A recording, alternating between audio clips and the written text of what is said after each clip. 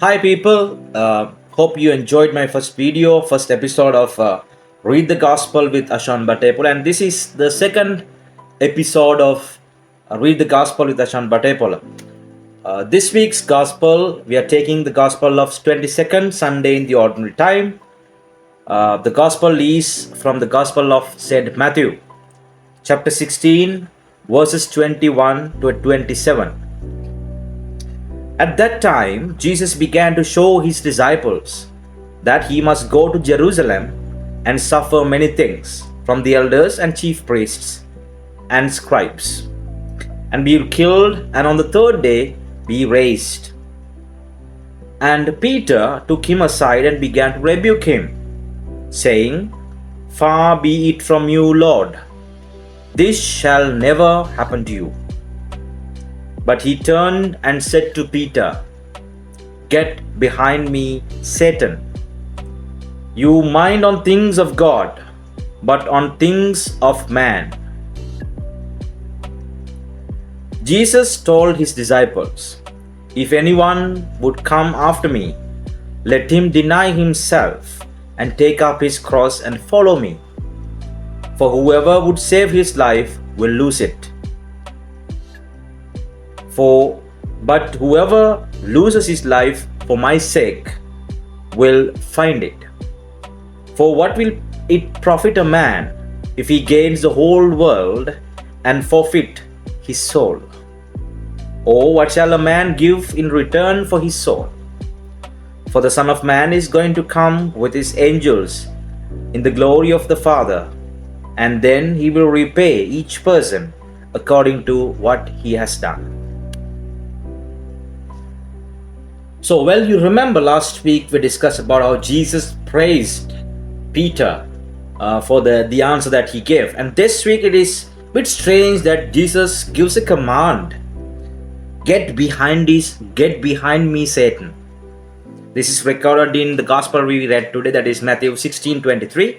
Also, we will find it in Mark 8:33.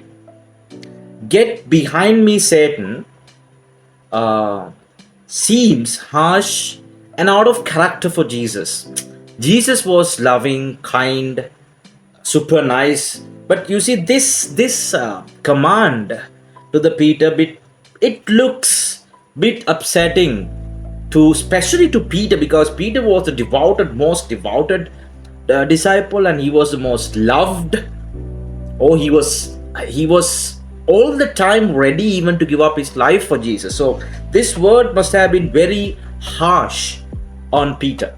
But if we go a little deeper into this gospel reading, you will find that Jesus for the first time reveals to his disciples his purpose, his real mission, his plan, that he should go to Jerusalem and suffer at the hands of the scribes and the Pharisees and die. Thereafter, be raised to life. So you'll find the references for all this statement also in the Gospel of Mark, chapter 8, verse 31. This picture of Messiah, of Jesus, was not the picture that the disciples were having. They wanted a Messiah who would come with glory, with might, and crush the Roman Empire and take the political power. But Jesus doesn't talk about an earthly messianic kingdom. He's talking about a heavenly kingdom. But the disciples were not ready for this. We cannot actually blame the disciples, because they are all human and they have been suffering for a long time in the hands of the Roman Empire. So they wanted a savior to save themselves from this crushing power of the Romans. And they thought that Jesus would do that, because Jesus was all, against the empire, the ruling religious authority. That's how it was seen to the disciples. But when Jesus revealed his real plan, that he should suffer, it is actually a total blow to these disciples. They never expected Messiah to die. And that is also a gruesome, horrible death. Therefore, as usual, like we discussed last week, Peter, to show his love towards the Lord, he comes up and said, Lord, this is not going to happen to you. Or in the other words, Lord, this is not what we expected you to do.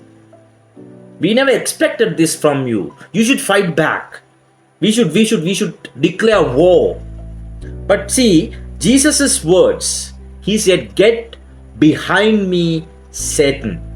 Satan representing the great adversary of Jesus, because his plans, his ways are totally against God's ways.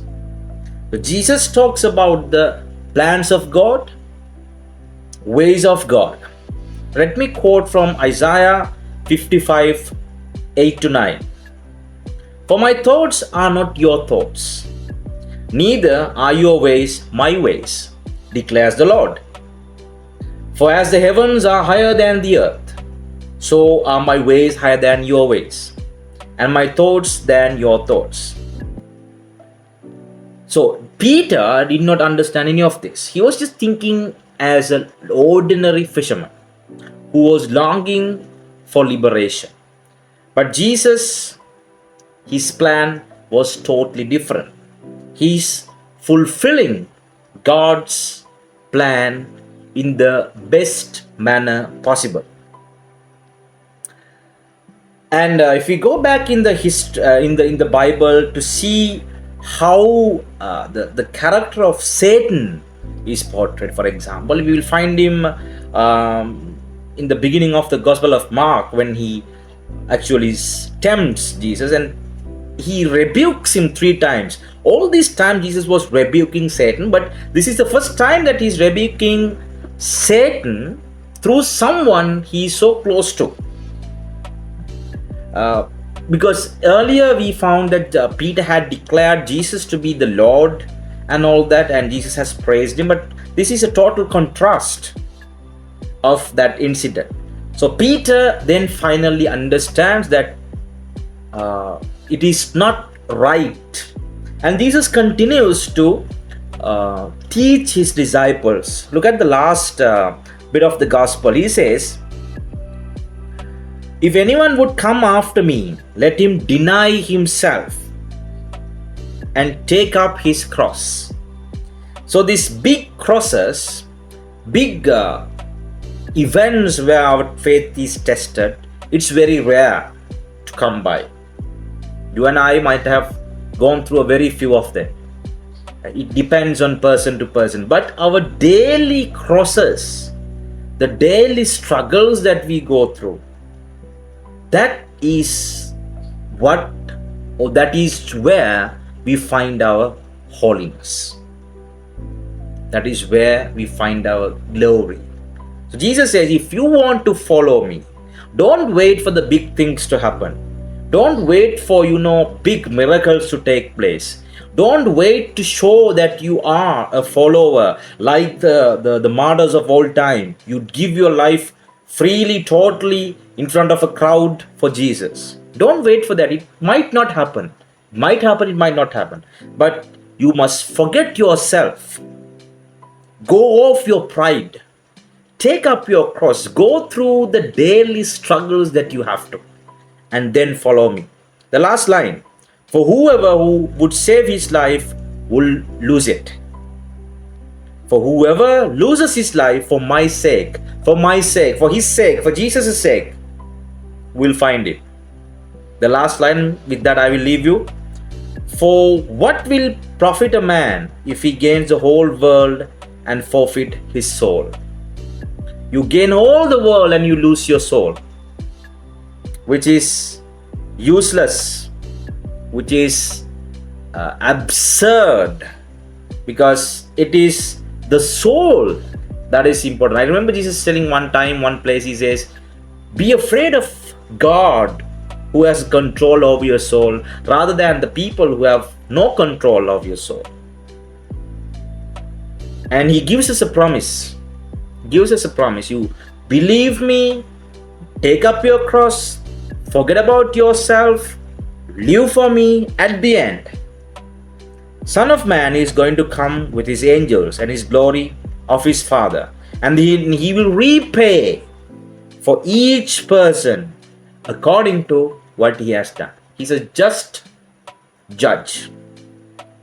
So Peter's rise and fall tells us that we should look for ways and means in our daily struggle.